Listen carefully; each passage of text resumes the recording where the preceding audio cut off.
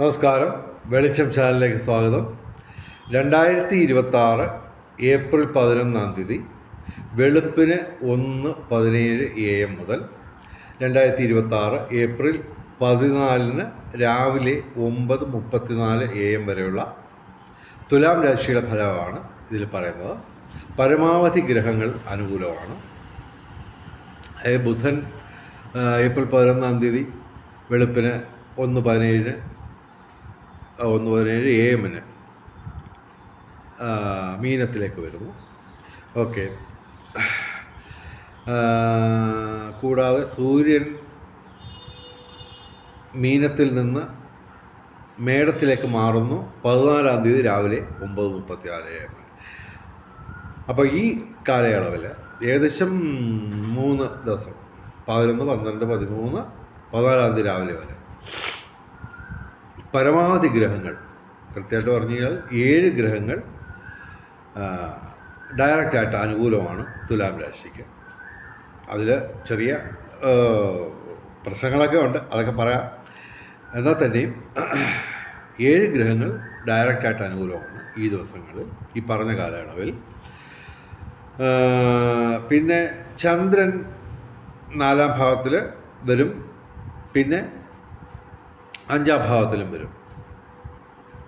അത് ഗുണദോഷ സമ്മിശ്രമായിട്ട് ഫലം പറയാം.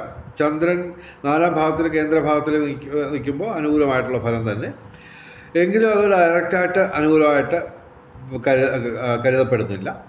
പിന്നെ 7ാം ഭാവത്തിലാണ് ശുക്രൻ. 7ാം ഭാവത്തിൽ നിൽക്കുന്ന ശുക്രൻ ഗുരുതരമായ പ്രതികൂലമായ അവസ്ഥ സൃഷ്ടിക്കില്ല, എങ്കിലും അത് ഡയറക്റ്റായിട്ട് അനുകൂലമല്ല. എങ്കിലും ശുഭഗ്രഹമായ ശുക്രൻ കാര്യമായ ദുരിതമൊന്നും ആർക്കും കൊണ്ടുവരില്ല. അപ്പോൾ ചന്ദ്രനും ശുക്രനും ഗുണദോഷ സമ്മിശ്രമായിട്ടുള്ള ഫലം തരുന്നു. ബാക്കി 7 ഗ്രഹങ്ങളും ഡയറക്റ്റായിട്ട് അനുകൂലമാണ്. പക്ഷേ അതിനകത്ത് പ്രശ്നങ്ങളുണ്ട്. കാരണം 4 ഗ്രഹങ്ങൾ, ബുധൻ, ശനി, സൂര്യൻ, ചൊവ്വ തുടങ്ങി 4 ഗ്രഹങ്ങൾ 6ാം ഭാവത്തിൽ അനുകൂലമായിട്ടാണ് നിൽക്കുന്നതെങ്കിലും ചൊവ്വയും ശനിയും ശത്രുക്കളാണ്, സൂര്യനും ശനിയും ശത്രുക്കളാണ്, ബുധനും ചൊവ്വയും ശത്രുക്കളാണ്. ഓക്കെ. അപ്പോൾ അങ്ങനെയൊക്കെ വരുമ്പോൾ ഈ നേട്ടങ്ങളുടെ പൊലിമ കുറയും. ഓക്കെ, എങ്കിലും നേട്ടങ്ങൾ തന്നെയാണ്. പിന്നെ തീർച്ചയായിട്ടും സർപ്പം അഥവാ രാഹു 5ാം ഭാവത്തിൽ പൂർവ്വ പുണ്യസ്ഥാനത്ത് നിൽക്കുന്നു. അത് തന്നെ കുംഭൻ രാശിയിൽ, ശനിയുടെ സുക്ഷേത്രമായ കുംഭൻ രാശിയിൽ. ശനിക്ക് മകരവും കുംഭമാണ് സുക്ഷേത്രങ്ങൾ. അതേസമയം കുംഭൻ രാശിയിൽ കൂടുതൽ ശക്തിയാണ് ശനിക്ക്. അപ്പോൾ ഏറ്റവും ശക്തിയുള്ള സ്വക്ഷേത്രത്തിൽ നിൽക്കുന്ന ശനിയുടെ സ്വഭാവമായിരിക്കും ഈ സർപ്പം അഥവാ രാഹു പ്രകടിപ്പിക്കുക. 5ാം ഭാവത്തിൽ അത്രത്തോളം സർപ്പം അനുകൂലമല്ല, എങ്കിലും പൂർവ്വപുണ്യ സ്ഥാനത്ത് നിൽക്കുന്നു. അത് ശനിയുടെ സ്വക്ഷേത്രമായ കുംഭൻ രാശിയിൽ നിൽക്കുന്നുണ്ട്. നമുക്ക് അനുകൂലമായിട്ടുള്ള ഫലം തന്നെ കിട്ടുക തന്നെ ചെയ്യും. കൂടുതൽ പൂർവികരുടെ അനുഗ്രഹം കിട്ടും. അതാണ് അപ്രതീക്ഷിത ധനലാഭം വരും. ലോട്ടറിയൊക്കെ അടിക്കാനുള്ള സാധ്യതയൊക്കെ ഉണ്ട്.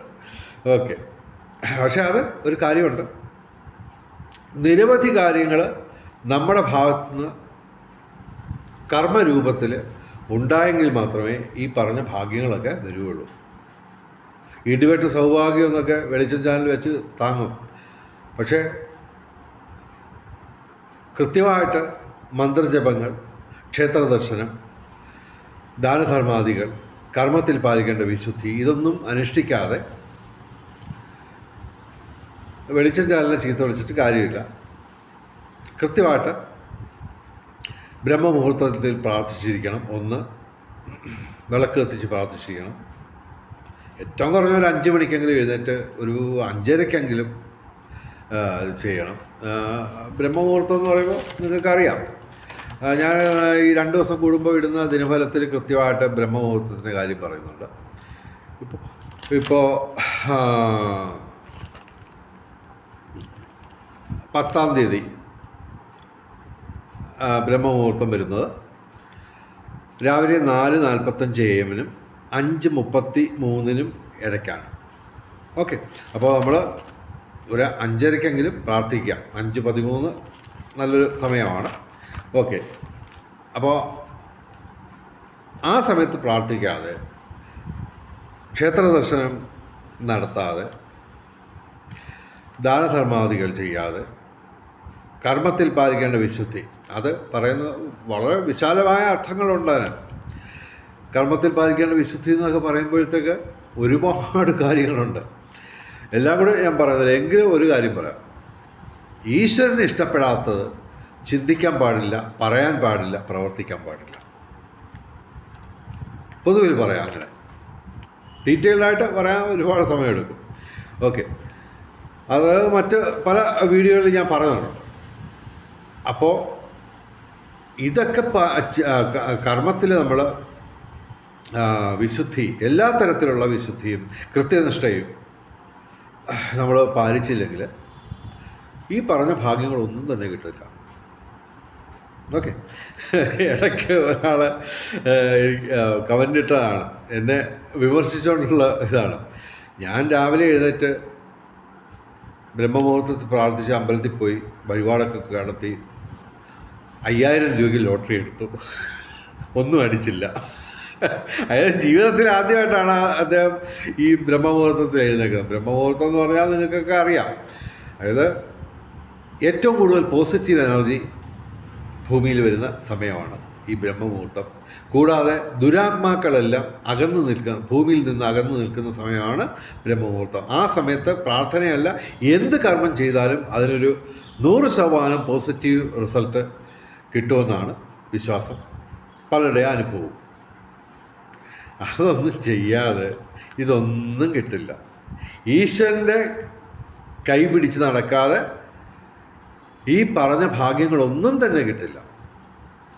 അത് തന്നെ കൃത്യനിഷ്ഠ എന്ന് പറയുമ്പോൾ, കൃത്യനിഷ്ഠ എന്ന് പറയുമ്പോൾ ഉറങ്ങുന്നത് കൃത്യം ടൈമിൽ, ഉണരുന്നത് കൃത്യം ടൈമിൽ, കുളിക്കുന്നത് കൃത്യം ടൈമിൽ, വിളക്ക് കത്തിക്കുന്നത് കൃത്യം ടൈമിൽ, പ്രാർത്ഥിക്കുന്നത്, ക്ഷേത്ര ദർശനം നടത്തുന്നത്, ഇതെല്ലാം കൃത്യസമയത്തായിരിക്കണം.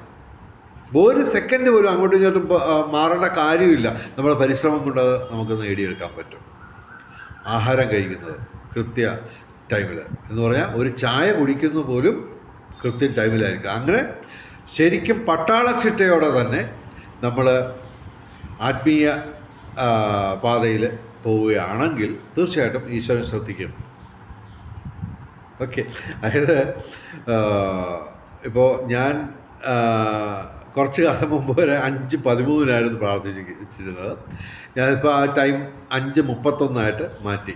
ഓക്കെ, കാരണം എന്ന് പറഞ്ഞാൽ ഒരുപാട് കർമ്മങ്ങളൊക്കെ, ഒരുപാട് ഉത്തരവാദിത്തങ്ങളൊക്കെ ഏറ്റെടുത്ത് തലയിൽ എത്തിയതുകൊണ്ട് തീർച്ചയായിട്ടും അല്പം ഒരു ഉറങ്ങാനുള്ളൊരു ഉറങ്ങുക എന്ന് പറഞ്ഞാൽ പറഞ്ഞു വരുമ്പോൾ ഏറ്റവും നല്ല വ്യായാമം എന്താണ്? ജിംനേഷ്യത്തിൽ പോയി വെയിറ്റ് എടുക്കുന്നതൊന്നുമല്ല, മറിച്ച് ശരിയായ രീതിയിലുള്ള ശാസ്ത്രീയമായ ഉറക്കമാണ് ഏറ്റവും നല്ല വ്യായാമം. ഒരു മുറിവ് പറ്റിയാൽ, ചെറിയ മുറിവൊക്കെ ആകെ തന്നെ ഒരു പ്രത്യേകിച്ച് മരുന്നൊന്നും ഇല്ലാതെ അത് സുഖപ്പെടും. ഓക്കെ, അതുപോലെ നമ്മുടെ ബോഡി, ശാരീരികവും മാനസികവുമായിട്ടുള്ള പരിക്കുകൾ എല്ലാം തന്നെ സ്വയമേ സുഖപ്പെടാനുള്ള എല്ലാ സെറ്റപ്പുമായിട്ടാണ് നമ്മുടെ ഭൂമിയിലേക്ക് ഈശ്വരൻ വിട്ടേക്കുന്നത്. ഓക്കെ, അപ്പോൾ ഈ ഉറങ്ങുന്ന സമയത്താണ് ശരിക്കും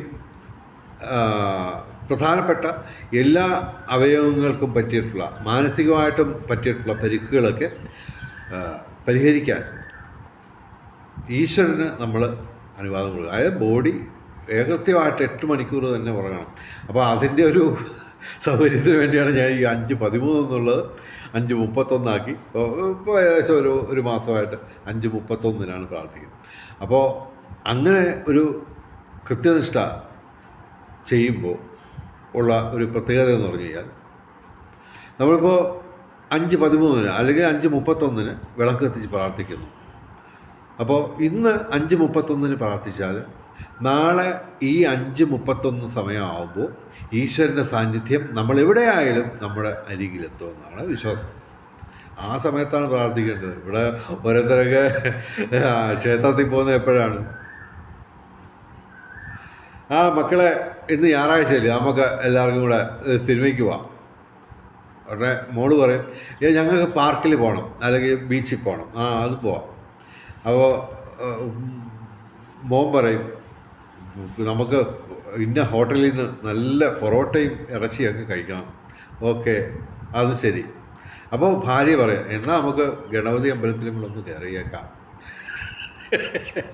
ഇങ്ങനെയൊക്കെയാണ് ഓരോരുത്തർ ക്ഷേത്രത്തിൽ പോകുന്നത്. അങ്ങനെയുള്ളവർ ഒന്നും പ്രാർത്ഥനയൊന്നും സൗകര്യം കിട്ടുമ്പോൾ അമ്പലത്തിൽ പോയി സൗകര്യം കിട്ടുമ്പോൾ പ്രാർത്ഥിച്ച് ഒക്കെ അങ്ങനെയൊക്കെ ഉള്ള, അതായത് ശരിക്കും പറഞ്ഞാൽ കൃത്യനിഷ്ഠയില്ലാതെ ജീവിക്കുമ്പോൾ തീർച്ചയായിട്ടും ഈശ്വരൻ ശ്രദ്ധിക്കില്ല നമ്മളെ. കാരണം കൃത്യനിഷ്ഠയോടെ ശാസ്ത്രീയമായിട്ട് പ്രാർത്ഥിക്കുന്ന ആൾക്കാർ കോടിക്കണക്കിനുണ്ട്. അവരുടെ പ്രാർത്ഥനയാണ് ഈശ്വരൻ കേൾക്കുന്നത്. ഇന്നലെ ഗൾഫിൽ നിന്ന് ഒരാൾ എനിക്ക് ഇത് ജാതകം നോക്കാനായിട്ട് ദക്ഷിണയൊക്കെ അയച്ചു. അപ്പോൾ ഞാൻ നോക്കിയപ്പോൾ അന്നത്തെ അയാളുടെ പ്രശ്നങ്ങളൊക്കെ പറഞ്ഞു. വീട് വെക്കണം, അതുപോലെ തന്നെ ജോലി സ്ഥിരത, ഏത് വിഷവും തെറിക്കപ്പെടാവുന്ന ഒരു ജോലിയാണ് ഗൾഫിൽ അയാൾക്കുള്ളത്. പിന്നെ ആരോഗ്യ പ്രശ്നമുണ്ട്, അതുപോലെ തന്നെ ദാമ്പത്യ ജീവിതത്തിൽ അസ്വസ്ഥതകളൊക്കെ ഉണ്ട്. അത് ഞാൻ പറഞ്ഞത് ഇതാണ്, നിങ്ങളുടെ പ്രാർത്ഥന എന്തുവാ? ഒരു 2000 സ്ക്വയർ ഫീറ്റ് വീട് വേണം, അതാണ് നിങ്ങളുടെ പ്രാർത്ഥന. നിങ്ങളെ സംബന്ധിച്ചിടത്തോളം, നമ്മളെ സംബന്ധിച്ചിടത്തോളം അതൊരു ഹെർക്കൂലിയൻ ടാസ്ക്കാണ് ഒരു വീട് സ്വന്തമാക്കുക എന്ന് പറയുന്നത്. അപ്പം അത് ഈശ്വരനെ സംബന്ധിച്ച് നിസ്സാരമാണ്. കാരണം ഈശ്വരൻ ആരാണ്? ഈ പ്രപഞ്ചം പ്രപഞ്ച സൃഷ്ടാവാണ് ഈശ്വരൻ. ഈ പ്രപഞ്ചം എന്ന് പറഞ്ഞാൽ എന്താ? സൂര്യനും ഭൂമിയും മാത്രമല്ല, ഈ സൗരയൂഥം പോലും, സോളാർ സിസ്റ്റം പോലും, നമ്മുടെ ഗാലക്സിയെ വെച്ച് നോക്കുമ്പോൾ, ആകാശഗംഗയെ പരിഗണിക്കുമ്പോൾ സൗരയൂഥം പോലും ചെറുതാണ്. എത്ര ഗാലക്സി ഉണ്ട് ശാസ്ത്രത്തിന് ഇതുവരെ കൃത്യമായിട്ട് എണ്ണം എടുക്കാൻ പറ്റിയിട്ടില്ല. അത് എന്തെങ്കിലും പറ്റുമോ? ഒരു കാലത്തും ഉണ്ടാകാൻ പോകുന്നില്ല. നമുക്കതൊന്നും അത്രത്തോളം ചിന്തിക്കാനുള്ള ബുദ്ധിയും കാര്യമൊന്നും നമുക്കില്ല, മനുഷ്യർക്കില്ല. അതുകൊണ്ട് തന്നെ ഈ പ്രപഞ്ചത്തിൻ്റെ അതിരുകൾ ഒരു കാലത്തും കണ്ടുപിടിക്കാൻ നമുക്കില്ല. അപ്പോൾ അതിരുകൾ നമുക്ക് ഊഹിക്കാൻ പോലും പറ്റാത്ത അത്ര വലിയ ഘനഗംഭീരമായ വലിപ്പമുള്ള ഈ പ്രപഞ്ചം സൃഷ്ടിച്ച സൃഷ്ടാവിനോടാണ് നമ്മൾ പ്രാർത്ഥിക്കുന്നത്. എന്തുവാ? 2000 സ്ക്വയർ ഫീറ്റ് വീട് കിട്ടണേ. ഇതാണ് പ്രാർത്ഥന. അതൊക്കെ നമുക്ക് തന്നെ ആലോചിക്കുമ്പോൾ ആ വ്യത്യസ്തത, പ്രപഞ്ചം സൃഷ്ടിച്ച സൃഷ്ടാവിനോട് പ്രാർത്ഥിക്കുകയാണ്. 2000 സ്ക്വയർ ഫീറ്റ് വീട് ഒക്കെ ഒന്ന് സഹായിക്കണേ ഭഗവാനെ. അപ്പോൾ സ്വാഭാവികമായിട്ടും ഈശ്വരൻ ചിരിച്ചു പോകും. അതായത് നമ്മുടെ പ്രാർത്ഥനകളൊക്കെ, നമ്മുടെയൊക്കെ ആഗ്രഹങ്ങളും മോഹങ്ങളും ഒക്കെ നിസ്സാരമാണ് ഈശ്വരന്. ഈ പ്രപഞ്ചം, അതായത് ഘനഗംഭീരമായ വലിപ്പമുള്ള, അതിരുകൾ ഊഹിക്കാൻ പോലും പറ്റാത്തത്ര വലിപ്പമുള്ള, ഘനഗംഭീരമായ വലിപ്പമുള്ള ഈ പ്രപഞ്ചം സൃഷ്ടിച്ച സൃഷ്ടാവിന് ഒരു 2000 സ്ക്വയർ ഫീറ്റ് വീട് വെക്കാനാണോ പ്രയാസം? ഈ 2000 സ്ക്വയർ ഫീറ്റ്, ഇപ്പോൾ ലോകത്ത് ഏകദേശം 160 കോടി കുടുംബങ്ങൾക്ക് വീടില്ല. അതായത് 50% ആൾക്കാർക്ക് വീടില്ല ലോകത്ത്. ഏകദേശം 828 കോടിയാണ് ലോക ജനസംഖ്യ. ഇവരിൽ പകുതിയിലധികം ആൾക്കാർക്കും വീടില്ല. 160 കോടി വീട് വെക്കാനുള്ള മെറ്റീരിയൽസ് ഈ ഭൂമിയിലുണ്ട്, പ്രകൃതി സമ്പത്ത് ഈ ഭൂമിയിലുണ്ട്, ടെക്നോളജിയുണ്ട്, മനുഷ്യ ശേഷിയുണ്ട്, മാൻ പവറുണ്ട്. പക്ഷെ പണം എന്ന് പറയുന്ന തടസ്സം വെച്ച് ഇതൊക്കെ നമ്മൾ തന്നെ സ്വയം ഈ പ്രകൃതി സമ്പത്തിനെ അകറ്റി നിർത്തിയാണ്. അപ്പോൾ പണം തടസ്സമായിട്ട് നിൽക്കുന്നു. അപ്പോൾ പണത്തിൻ്റെ തടസ്സമില്ലാതെ ഈ പറഞ്ഞ കാര്യങ്ങൾ, പ്രകൃതി സമ്പത്ത്, മനുഷ്യശേഷി, ടെക്നോളജി, ഇവയെല്ലാം സംയോജിപ്പിച്ചാൽ 160 കോടി വീടുകൾ 2 ദിവസം കൊണ്ട്, വെറും 2 ദിവസം കൊണ്ട് 1 രൂപ ചെലവില്ലാതെ ചെയ്യാമെന്നാണ് ജീസസ് സാംബശിവൻ കറൻസി രഹിത വ്യവസ്ഥ അവതരിപ്പിച്ചുകൊണ്ട് പറയുന്നത്. അപ്പോൾ അങ്ങനെ ഒരു സാധ്യത കിടക്കുമ്പോൾ അത് ചെയ്യാതെ, അതായത് ഏകദേശം 5000 കൊല്ലമായി ഈ പണം അടിസ്ഥാനമാക്കിയിട്ടുള്ള സിസ്റ്റം വന്നിട്ട്, അപ്പോൾ അത് മാറ്റിമറിക്കാൻ ആർക്കും താല്പര്യമില്ല. എല്ലാവർക്കും പുതിയ വീട്, പുതിയ കാറ്, പുതിയ മോഡൽ കാറ്, ഏറ്റവും ലേറ്റസ്റ്റ് മോഡൽ മൊബൈല്, ആഭരണങ്ങൾ, വസ്ത്രങ്ങൾ, ഇതൊക്കെ എല്ലാവർക്കും വേണം. പക്ഷേ സോഷ്യൽ സിസ്റ്റം, അതായത് ഈ പ്രകൃതി സമ്പത്തിനെ പൂർണ്ണമായിട്ടും ഉപയോഗിക്കാൻ പറ്റുന്ന തരത്തിലുള്ള ഒരു സാമൂഹ്യ വ്യവസ്ഥയെക്കുറിച്ച് ആരും ചിന്തിക്കുന്നില്ല. അതായത് എല്ലാവർക്കും പുതിയ വീടും കാറും ആഭരണങ്ങളും ഒക്കെ വേണം. പക്ഷേ സോഷ്യൽ സിസ്റ്റം അത് 5000 കൊല്ലം പഴകിയതായാലും മതി, അതിനെക്കുറിച്ച് ആരും ചിന്തിക്കുന്നില്ല. ഓക്കെ, അപ്പോൾ ഈശ്വരൻ നമുക്ക് എല്ലാ പ്രകൃതി സമ്പത്തും തന്നിട്ടുണ്ട്. ആവേശപൂർവ്വം, ആഹ്ലാദപൂർവ്വം, സമ്പൽ സമൃദ്ധവും സംഘർഷരഹിതവുമായിട്ട് ജീവിക്കാനുള്ള എല്ലാ അനുഗ്രഹങ്ങളും ഈശ്വരൻ തന്നു കഴിഞ്ഞു. ആ ഈശ്വരനോടാണ് നമ്മൾ പ്രാർത്ഥിക്കുന്നത് 2000 സ്ക്വയർ ഫീറ്റ് വീട് വെക്കാൻ സാധിക്കുകയാണെന്ന്. അതിലെ ആ നിസ്സാരത, അർത്ഥശൂന്യത നമ്മൾ മനസ്സിലാക്കണം. അപ്പോൾ ഈ പ്രപഞ്ചം സൃഷ്ടിച്ച സൃഷ്ടാവിനോട് 2000 സ്ക്വയർ ഫീറ്റ് വീട് വേണമെന്ന് നമ്മൾ പ്രാർത്ഥിക്കുമ്പോൾ ഈശ്വരൻ ചിരിക്കും. അതുകൊണ്ടാണ് ഉണ്ണിക്കണ്ണൻ, ഗുരുവായൂരപ്പൻ കുസൃതിയും കാണിച്ച് തമാശയും കാണിച്ച് ഓടി നടക്കുന്നത്. അത് ശരിക്കും പറഞ്ഞു കഴിഞ്ഞാൽ ഈശ്വരനറിയാം നിങ്ങളുടെ പ്രാർത്ഥന ഒന്നുമല്ല, നിസ്സാരമായിട്ട് പ്രപഞ്ചം സൃഷ്ടിക്കാൻ കഴിവുള്ള ഈശ്വരന് 2000 സ്ക്വയർ ഫീറ്റ് വീട് വെക്കാൻ എന്താ പ്രയാസം? അതിനുള്ള സാധ്യത നമുക്ക് തന്നെ ഈശ്വരൻ തന്നിട്ടുണ്ട്. അതൊന്നും ചിന്തിക്കാതെ, അതായത് ബുദ്ധി, എല്ലാവർക്കും ബുദ്ധിയുണ്ട്, ഒരു ഭിക്ഷക്കാരന് പോലും ബുദ്ധിയുണ്ട്. പക്ഷേ ആ ബുദ്ധി നമ്മൾ പൂർണ്ണമായിട്ട് ഉപയോഗിക്കുന്നുണ്ടോ ഇല്ലെന്ന് ആലോചിക്കുക. ഇപ്പം സൂര്യൻ്റെ എനർജി കൊണ്ട് വൈദ്യുതി ഉണ്ടാക്കാം, എന്ത് വേണമെങ്കിലും സാധിക്കാം. പക്ഷേ ആ സൂര്യനെ നമ്മൾ സമ്പൂർണ്ണമായിട്ടും അവഗണിക്കുന്നു. എന്നിട്ട് ഇവിടെ ക്രൂഡ് ഓയിൽ കപ്പലിൽ വരുത്താൻ, ഹോർമോസ് കടലിൽ ഇടുക്കിലൂടെ വരുത്താൻ കിടന്ന് പാടുപെടിയാണ് ഇവിടെ. ഈ സൂര്യൻ മേളിൽ നിൽപ്പുണ്ട്. ആവശ്യത്തിലധികം സൗരോർജം പാഴായിക്കൊണ്ടിരിക്കുകയാണ്. അത് പാഴാക്കിയിട്ട്, അതായത് ഈശ്വരൻ എല്ലാം തന്നിട്ടുണ്ട് ഭൂമിയിലേക്ക്, സമ്പൂർണവും ശാശ്വതവുമായിട്ടുള്ള ദാരിദ്ര്യം തീർക്കാനും സമ്പൽ സമൃദ്ധമായും ആഹ്ലാദപൂർവവും ആവേശപൂർവവും ജീവിക്കാനുള്ള എല്ലാ തരത്തിലുള്ള സൗകര്യങ്ങളും ഈശ്വരൻ തന്നിട്ടുണ്ട് നമുക്ക്. അതൊന്നും ചെയ്യാതെ പ്രാർത്ഥിച്ചുകൊണ്ട് നടക്കുകയാണ് 2000 സ്ക്വയർ ഫീറ്റ് വീട് വേണേ.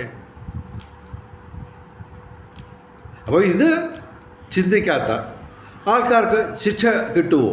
അതായത് ഈശ്വരൻ തന്ന പ്രകൃതി സമ്പത്ത് ഉപയോഗിക്കാതെ,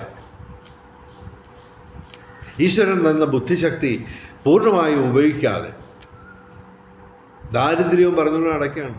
5000 കൊല്ലമായിട്ട് 50%-ലധികം ആൾക്കാർ അർദ്ധപട്ടിണിയിലോ മുഴുപട്ടിണിയിലോ ആണ്. അതുപോലെ തന്നെ പകുതിയോളം കുടുംബങ്ങൾക്ക് വീടില്ല. അപ്പോൾ ഈ അവസ്ഥ മറ്റൊന്നും കൊണ്ടല്ല, മറിച്ച് 100% ഉറപ്പിച്ച് പറയാം, ഈശ്വരൻ നൽകിയ പ്രകൃതി സമ്പത്തും മനുഷ്യശേഷിയും ടെക്നോളജിയും പണത്തിൻ്റെ തടസ്സം കൂടാതെ വിവേകപൂർവം, യുക്തിപൂർവം,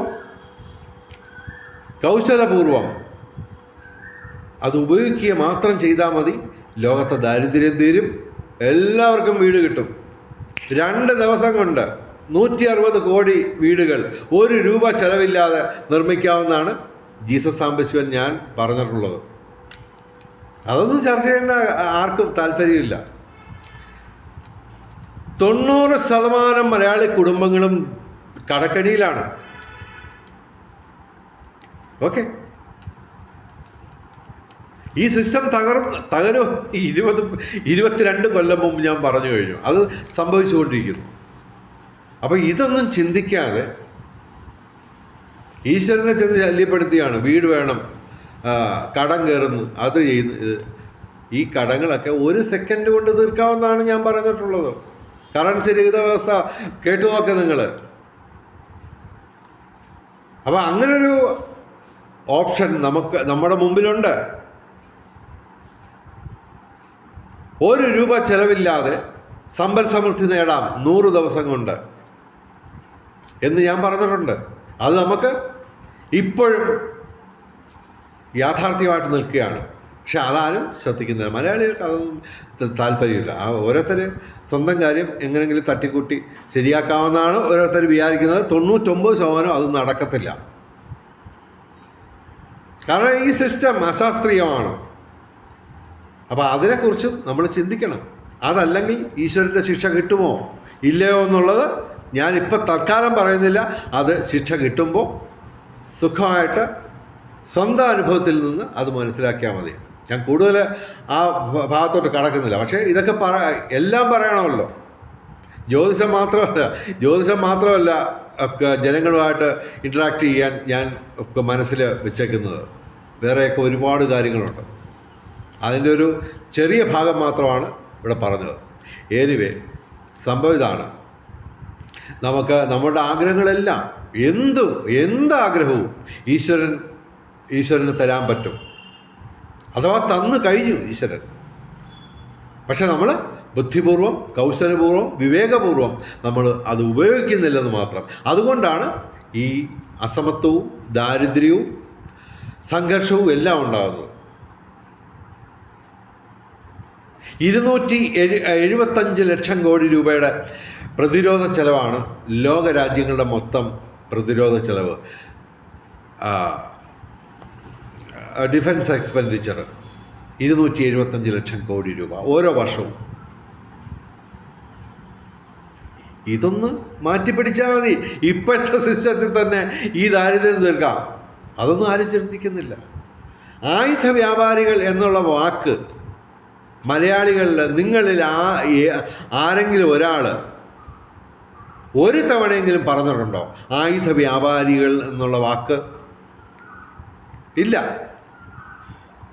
അപ്പോൾ ഇങ്ങനെയൊക്കെയുള്ള അടിസ്ഥാനപരമായിട്ട് മനുഷ്യന് നിർബന്ധമായിട്ടും അറിഞ്ഞിരിക്കേണ്ട കാര്യങ്ങളിൽ അജ്ഞരാണ് മലയാളികൾ.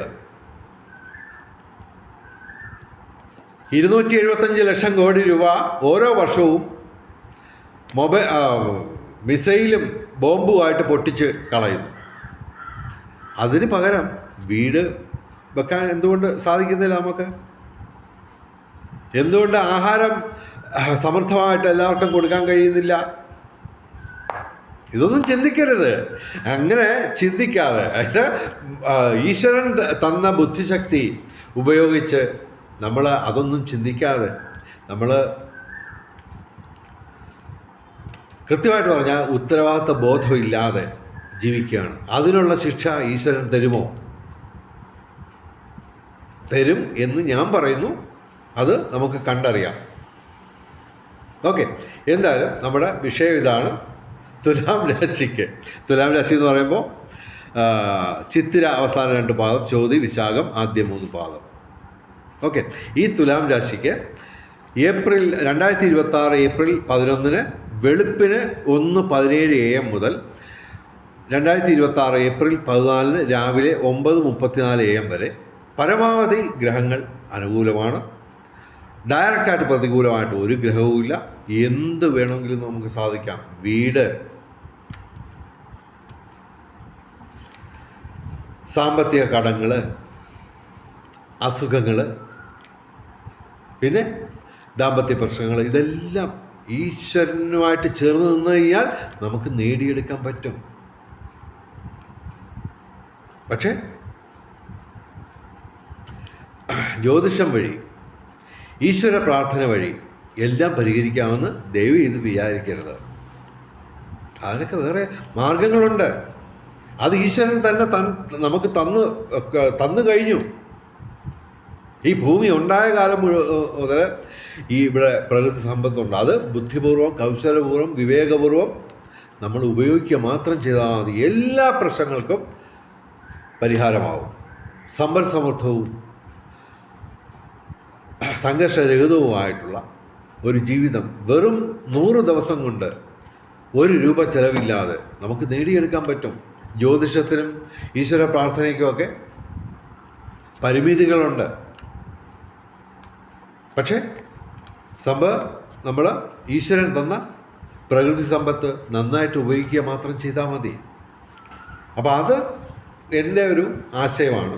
2000 സാമ്പത്തിക വിദഗ്ധർ സപ്പോർട്ട് ചെയ്യുന്നതാണ്. അത് താല്പര്യമുള്ളവർ